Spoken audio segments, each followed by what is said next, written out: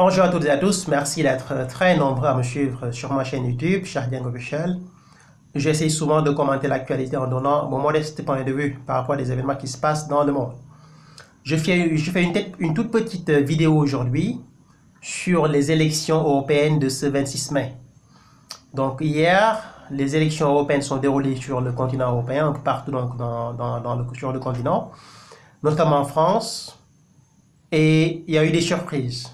En France, la surprise n'a pas été la victoire de Le Pen. Je dis cela parce que cela fait un bon moment que je fais des analyses sur mon site internet lecourrierdusoir.com sur la France, sur l'Afrique, sur beaucoup d'autres pays, le Moyen-Orient, le Proche-Orient, etc. Et cela fait un bon moment que je suis de très près l'actualité politique française.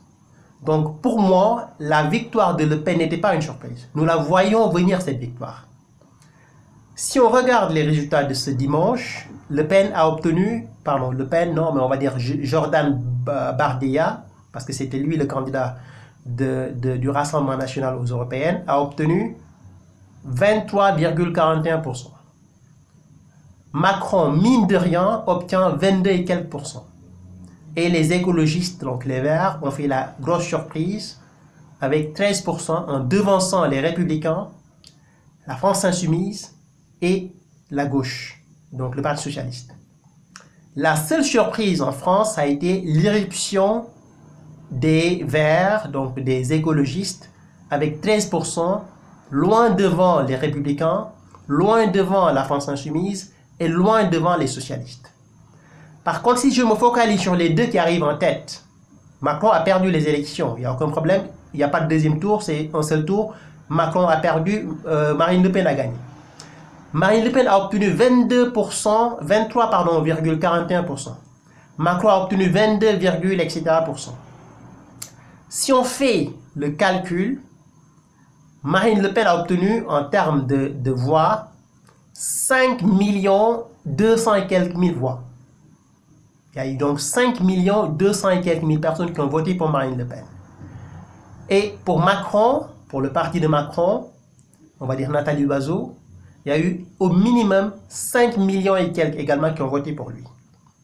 Quand j'ai fait le calcul, je me suis rendu compte qu'entre Macron et Marine Le Pen, la différence qui les sépare, c'était une différence de 200 et quelques mille voix.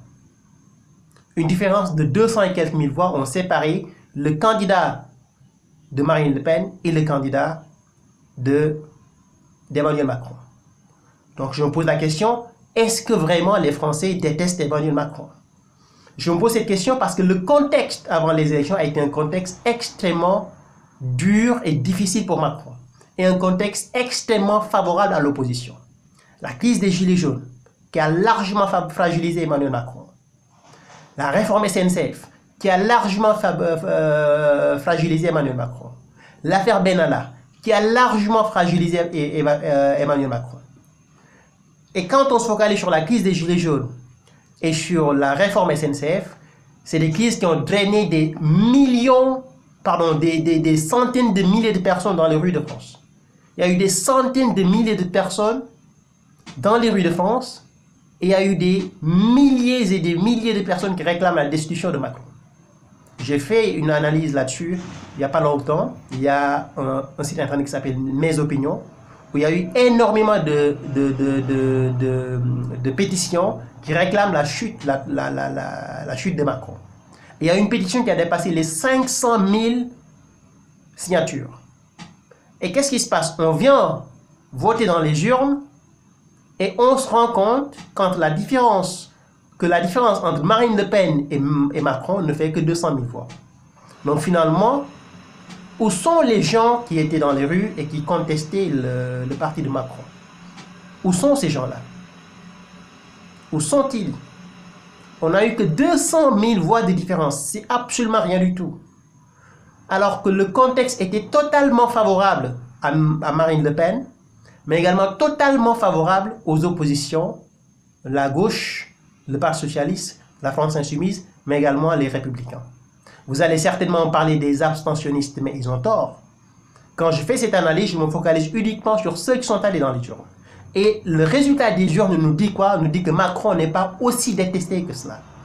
Les Français ne détestent pas Macron, c'est le résultat des journaux, c'est la lecture que j'ai pu faire de cette élection, et ça me surprend un tout petit peu. Macron a été totalement fragilisé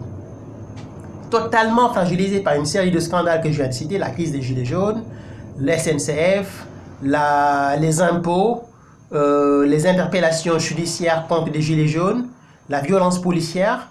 Macron était totalement fragilisé, et je pense que si les gens étaient aussi opposés à la politique de Macron, je pense que le parti de Macron ne finirait même pas deuxième. La logique aurait voulu que le parti de Macron ne finisse pas deuxième. Non seulement le parti finit deuxième, mais ensuite l'écart entre Macron et Marine Le Pen ne dépasse même pas les 300 000 voix. Il n'y a même pas 300 000 voix de différence. Donc finalement, est-ce que les Français détestent Macron? C'est ma question. Et je pense que vu les résultats d'hier, je pense que Macron a encore de beaux jours devant lui. Évidemment, il y a un taux d'abstention. Apparemment, il y a eu des millions de personnes qui sont abstenues, qui ne sont pas parties voter. Mais je pense que les résultats d'hier doivent nous réveiller et doivent nous dire que si en 2022, la même chose se reproduit, je pense que Marine Le Pen va passer sans aucun problème. Mais Marine Le Pen, je pense que Marine Le Pen, tout comme l'opinion, tout comme l'opposition française, n'ont pas de mérite, ils n'ont rien gagné, parce que malgré la faiblesse de Macron, qui est en train de traverser une crise extrêmement profonde à tous les niveaux, sur le plan social, sur le plan économique, même sur le plan diplomatique, on a vu les passeports de Benalla, etc. Malgré cette crise profonde que traverse Macron, il arrive à tenir tête en se positionnant à la deuxième position, mais il arrive également à creuser, à réduire considérablement l'écart au point d'en sortir presque victorieux de ces élections-là. C'est la lecture que j'ai à faire par rapport à ces élections-là. Marine Le Pen a gagné dans les urnes, Marine Le Pen a gagné dans les sondages, comme on l'avait prédit il y a quelques jours. On savait qu'elle allait gagner, donc la victoire n'était pas une surprise, tout le monde le savait. Mais je pense que vu les résultats qui ont été faits par Macron hier, je pense que les Français doivent se poser des questions. Macron, comme je le pense, n'est pas si détesté que cela. Et en tout cas, les résultats d'hier le confirment de cette façon. Merci à toutes et à tous. On verra bien ce qui va se passer en 2022. Et si d'ici là, Macron va parvenir à convaincre les Français, ce qui, à mon avis, est impossible. Mais je pense que les résultats d'hier, quand même, lui ont donné un peu de réconfort et lui ont permis de savoir qu'il a encore des chances de pouvoir revenir. Merci à toutes et à tous et à très bientôt. Au revoir.